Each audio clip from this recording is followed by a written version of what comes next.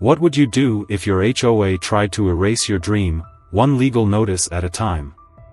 For 30 years, I stood at the front of a classroom, teaching students about history, literature, and the importance of hard work. Every night, I went home dreaming of the day I could retire, buy a piece of land, and grow something real, something I could see, touch, and taste. When that day finally came, I poured every penny I had into a 5-acre plot on the outskirts of Maple Creek Estates, a quiet neighborhood with rolling hills, fresh air, and the richest soil I'd ever seen. It was perfect for my small organic farm, a retirement dream I had worked for my entire life. Then I met Margot Whitman.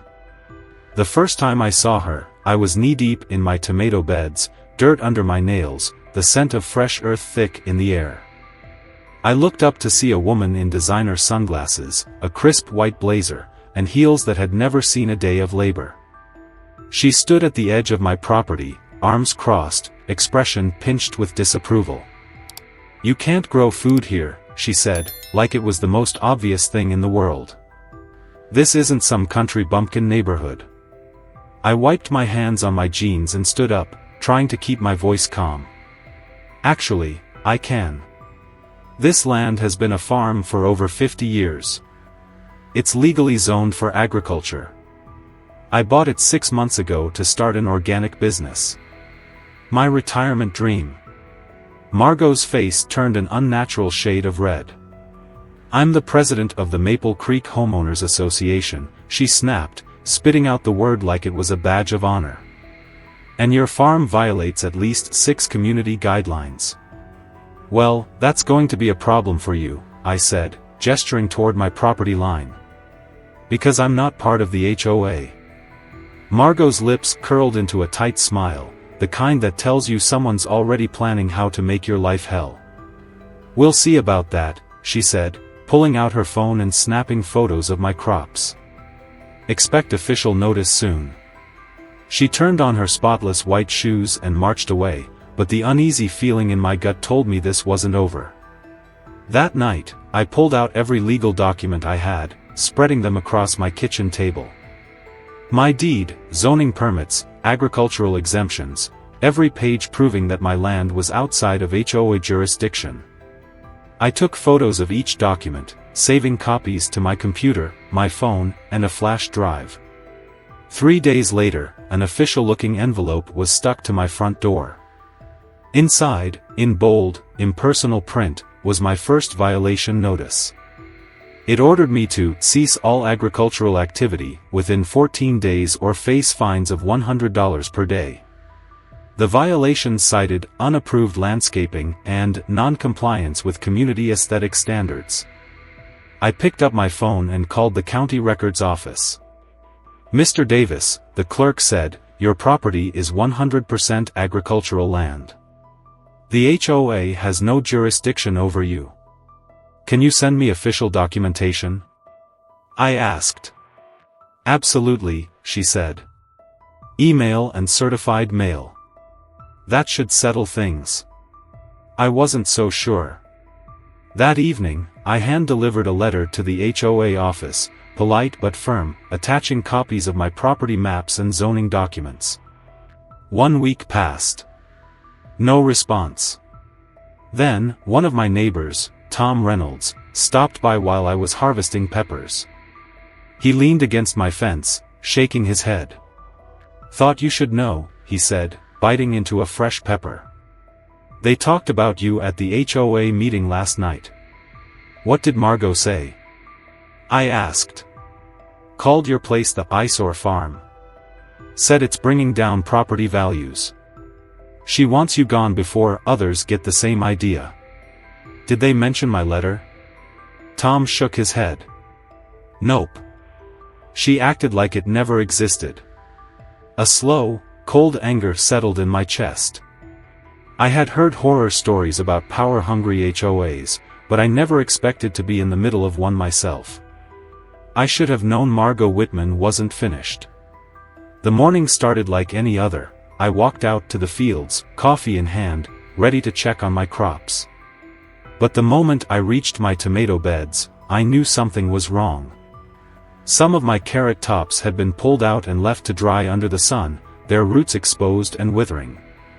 Nearby, rows of my lettuce looked trampled, as if someone had walked through the beds deliberately. I scanned my property line and found footprints in the soft dirt, leading to a section of fencing near the neighborhood road. I hurried back inside and checked my security footage. Sure enough, there they were, 3 people wearing Maple Creek HOA polo shirts, walking through my farm while I was away at the farmer's market the day before. One of them, clipboard in hand, bent down and ripped out a handful of carrot tops, examining them like they were weeds. The leader of the group, a tall man with slicked back hair and a smug posture, was none other than Rick Sutton, the HOA treasurer and Margot Whitman's right-hand man.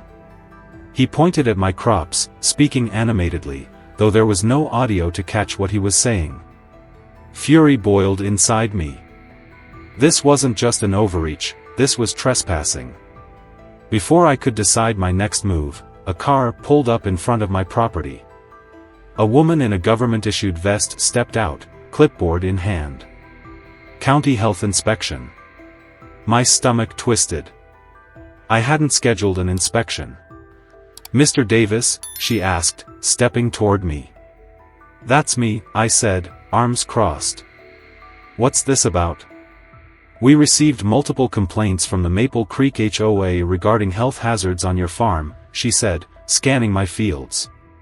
"Specifically, concerns about unregulated pesticides, soil contamination, and excessive rodent activity." I nearly laughed. "That's ridiculous.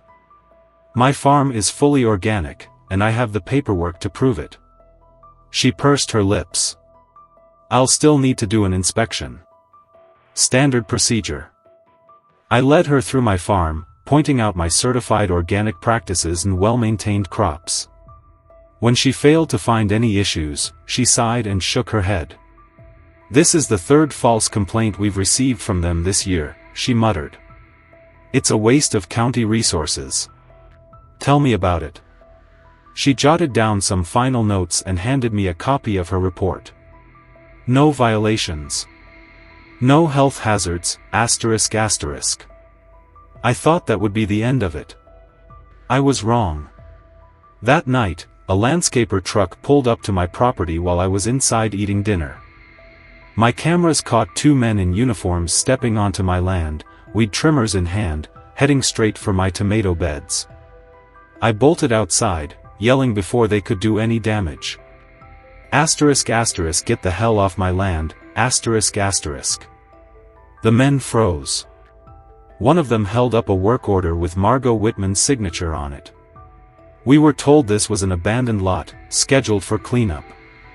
Does this look abandoned to you?" I snapped, waving at my neatly arranged crops. They exchanged uneasy glances. We were just following orders." I snatched the work order from his hand. "Maple Creek HOA property maintenance. Removal of overgrown vegetation to comply with aesthetic standards, ***.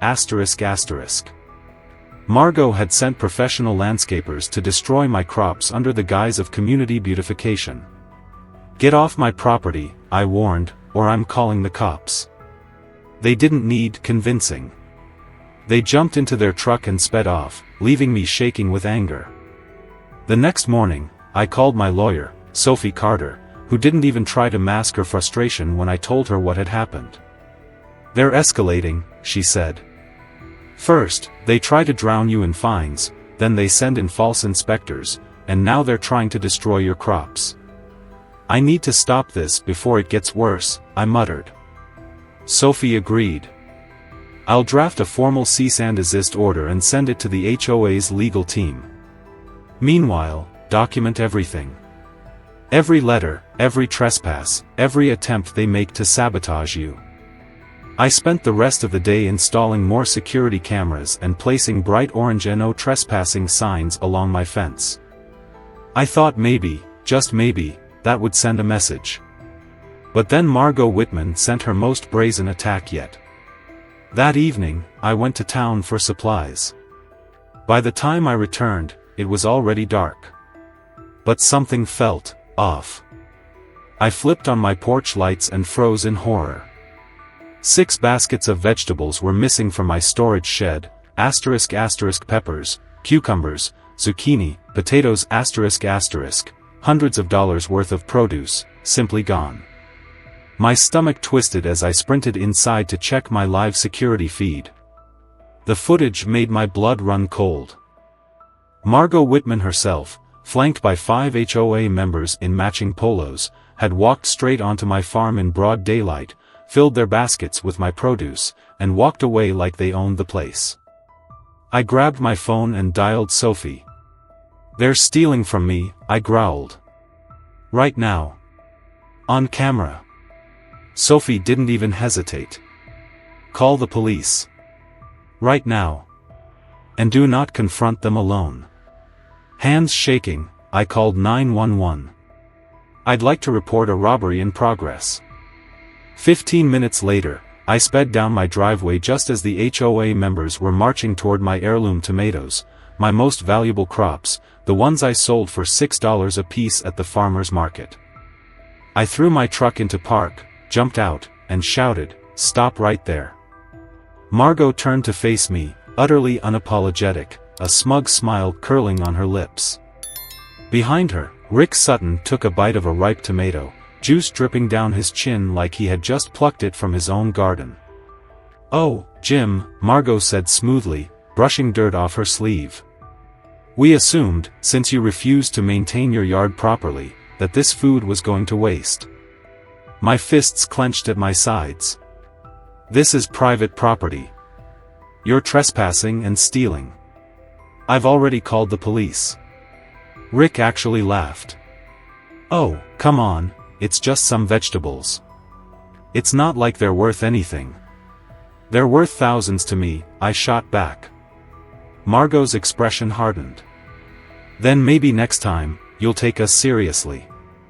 She turned on her heel, motioning for her people to leave, ***, still carrying baskets full of my crops ***. Just then, blue and red lights flashed across the darkened road as a police cruiser pulled up. Margot didn't even flinch. Instead, she smirked and said, "You're about to learn the hard way that fighting the HOA never ends well."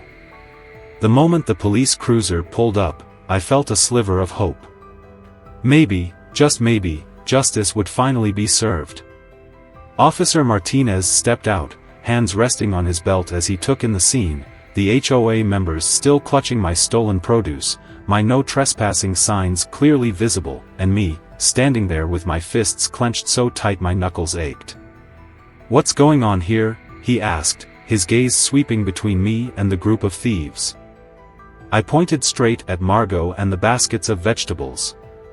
"They trespassed on my land and stole my crops. I have it all on security footage." Margot barely blinked. "Oh, officer, please," she said in a tone as sweet as artificial sugar. "We were conducting a routine neighborhood inspection and simply removed unsightly produce that was attracting pests." I let out a sharp laugh, shaking my head. "Unsightly? You mean the vegetables you're still holding in your hands?"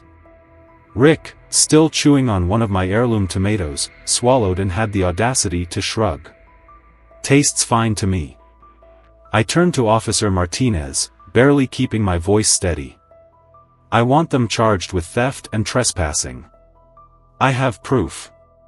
The officer looked at the baskets, then back at Margot, who kept that smug little smile on her face like she owned the whole damn world.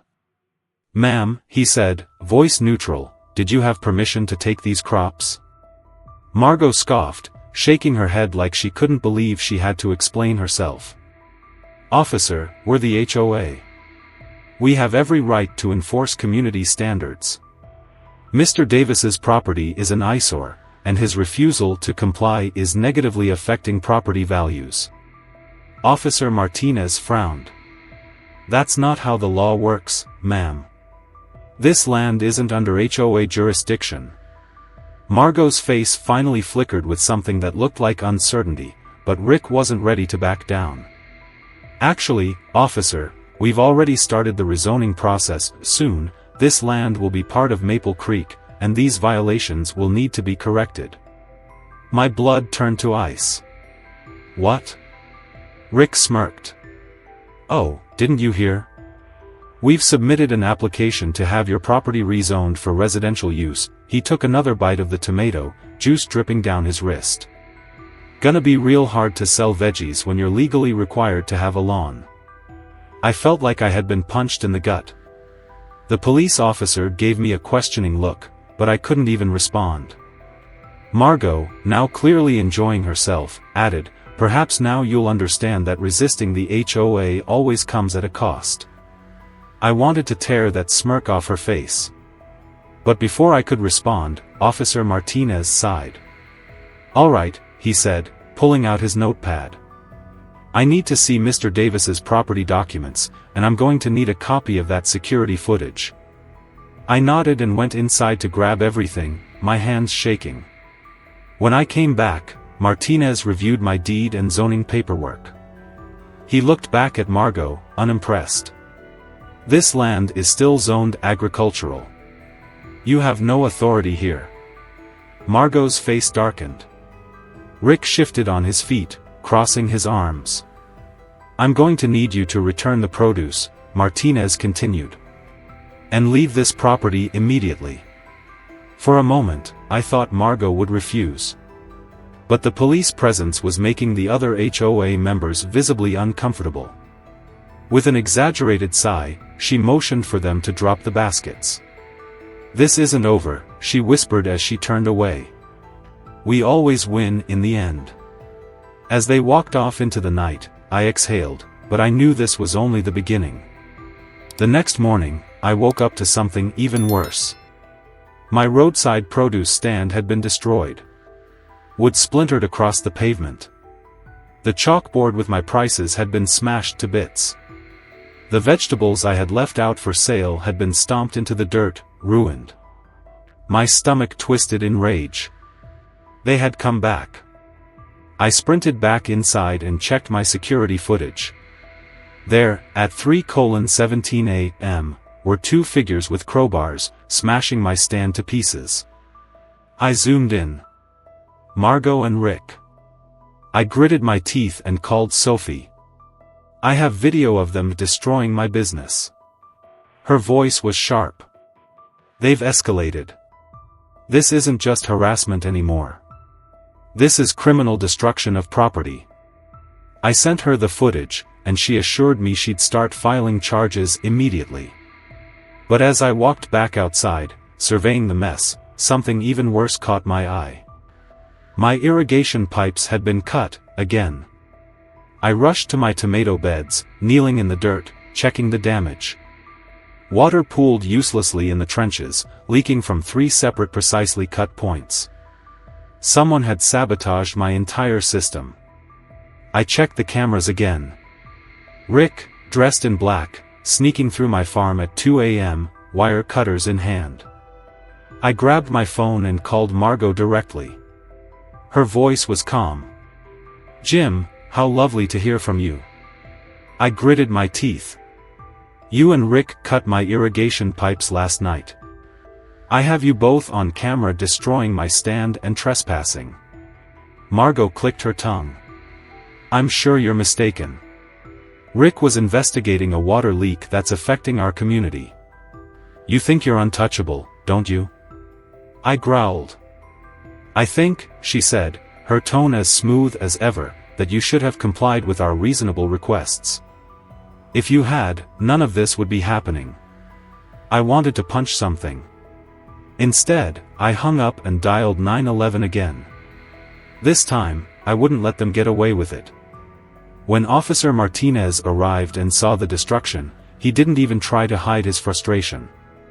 ***, this is beyond an HOA dispute now. This is malicious destruction of property ***. I handed over the video evidence. "I want them arrested." He nodded. "I'll be filing a full report. The DA's office will review the footage, and if they find cause, they'll press charges." But even as he said it, I knew Margot wouldn't stop. And she didn't. The next morning, I woke up to a certified letter taped to my mailbox. A legal notice from Margot's lawyer. It claimed the HOA was placing a lien on my property for $55,000 in unpaid fines, *** fines for violating rules that didn't even apply to me, ***. I stared at the letter in disbelief. She was trying to take my land outright. I clenched my fists. If Margot wanted a war, she had just made a fatal mistake. Because now, I wasn't just going to fight back. I was going to burn her entire empire to the ground. The legal notice sat in my hands like a ticking time bomb. A lien on my property. $55,000 in fines, ***, a blatant attempt to rob me of my farm, my home, my livelihood, ***, all because I refused to bow to Margot Whitman's HOA dictatorship. I took a slow breath, forcing myself to stay calm, then immediately dialed Sophie. "They just served me with a lien," I said, voice tight with anger. "They're trying to take my land." There was silence on the other end before she responded, her tone dangerously sharp. ***, that's illegal, ***. They're claiming unpaid fines for HOA violations," I explained, pacing my kitchen. "Fines that don't even apply to me." "They know they can't enforce those fines," Sophie muttered. "This is a scare tactic to make you panic and sell." I swallowed back the frustration clawing at my throat.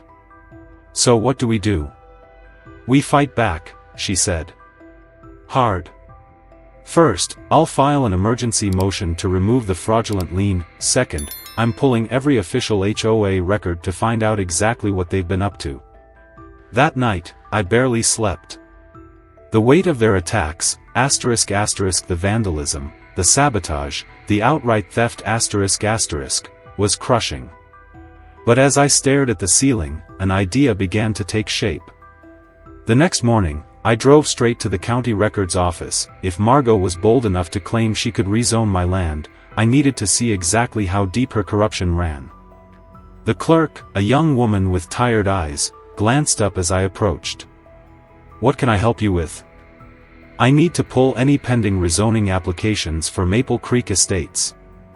She frowned, then typed into her computer. After a moment, she blinked and turned the monitor toward me. "You're not going to like this." On the screen, clear as day, was a rezoning request filed 3 weeks ago. The proposal? Reclassify my farm from agricultural to residential. My heart pounded. Who submitted it? She clicked another tab. A name popped up. Rick Sutton. And beneath it, another. Commissioner Charles Harrington. I gritted my teeth. Margot had gone straight to the county commissioner, the man with the power to force me off my own land. My hands tightened into fists. This wasn't just HOA overreach anymore. This was a coordinated land grab ***.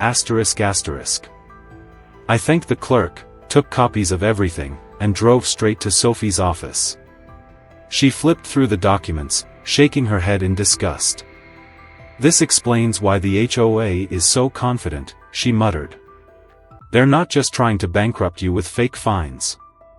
They want to change the law itself to make your farm illegal." "So what do we do?" I asked, leaning forward. She tapped the paperwork. ***, expose them, ***.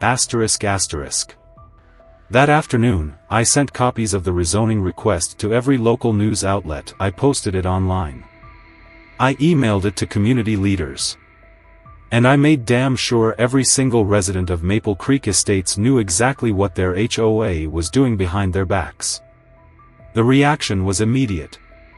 By nightfall, my inbox was flooded with messages from angry neighbors who had been blindsided. Some had moved to the area because of the farm's fresh produce and local charm. None of them had any idea their HOA was plotting to replace it with high-density housing. The next morning, a news van pulled up to my property. A young reporter, Madison Blake, stepped out, microphone in hand. "Mr. Davis," she said, "we've been following your situation. But this latest development, an attempt to rezone your land out from under you, is unprecedented." I nodded grimly. Margot Whitman and her HOA are trying to rewrite the rules so they can take what isn't theirs. Madison's cameraman zoomed in on my documents. "And you have proof that County Commissioner Harrington is involved?" I held up the paperwork. "Right here." Rick Sutton submitted the application, but Harrington signed off on it. "This isn't just about aesthetics. This is corruption, ***. The interview aired that night, and the fallout was immediate. By morning, residents of Maple Creek flooded the HOA office with complaints. Furious homeowners demanded an emergency meeting. Margot and Rick refused to comment, but the pressure was building. Then came the real bombshell. At 3 p.m., Angela Preston, the former HOA secretary, called me. Her voice was shaky. "Jim, I have something you need to see." An hour later, I met her in a parking lot, where she handed me a USB drive. "I kept records of everything," she whispered. "Emails, meeting minutes, even audio recordings. Margot and Rick have been planning this for months. They promised board members kickbacks if the development deal went through." I gripped the drive tightly. "Why are you giving this to me?" Angela hesitated. "Because I was part of it. I believed them when they said it was for the good of the community. But I didn't sign up for fraud." That night, I uploaded everything. Leaked emails, recorded conversations, financial documents. I sent them to the media, to state officials, to every Maple Creek resident. The story exploded. The next morning, a newspaper headline screamed across the front page. "HOA scandal, Maple Creek leaders caught in land grab scheme." Margot's smug face was plastered across the news. Rick Sutton was caught on a recording bragging about how the farm wouldn't be a problem for much longer. By that afternoon, Commissioner Harrington announced he was withdrawing his support for the rezoning. And just like that, Margot's entire plan crumbled. But she wasn't done yet. That night, at 3:17 a.m., my security cameras caught Margot and Rick sneaking onto my property. They had hammers, crowbars, ***. By morning, my no trespassing signs were smashed to pieces, my fence had been cut. And a fresh lien notice had been taped to my front door. This time, the fine had jumped to $155,600. I stood in the wreckage of my farm, heart pounding. They weren't backing down. Neither was I. I called Sophie, my voice steady. "I want them in jail." She exhaled. "Then let's finish this." The courtroom was packed. Reporters lined the back wall, cameras poised to capture what had become one of the most publicized HOA lawsuits in the state. Residents of Maple Creek Estates filled the gallery, some whispering amongst themselves, others watching in stunned silence as the evidence stacked against Margot Whitman and her inner circle became undeniable. Judge Harriet Thompson, a woman who had presided over dozens of HOA disputes, sat at the bench, her expression one of growing impatience. "I have reviewed the security footage, financial records, and documented harassment against Mr. Davis," she said, adjusting her glasses. "The Maple Creek HOA has no legal authority over his property, yet multiple members engaged in trespassing, theft, vandalism, and fraudulent legal action." Margot sat stiffly at the defense table, her once impeccable composure beginning to crack.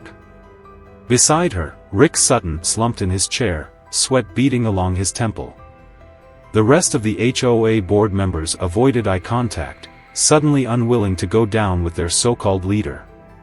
Judge Thompson turned to the HOA's lawyer. "I find no legal basis for the fines imposed on Mr. Davis and order the immediate removal of all fraudulent liens on his property. Furthermore, the HOA is liable for $443,500 in damages for destruction of property, lost income, and emotional distress." A wave of gasps swept through the courtroom. Margot finally snapped. She shot to her feet. "This is outrageous. That man has been nothing but a menace. Sit down, Mrs. Whitman. The judge's voice cut through the room like a blade.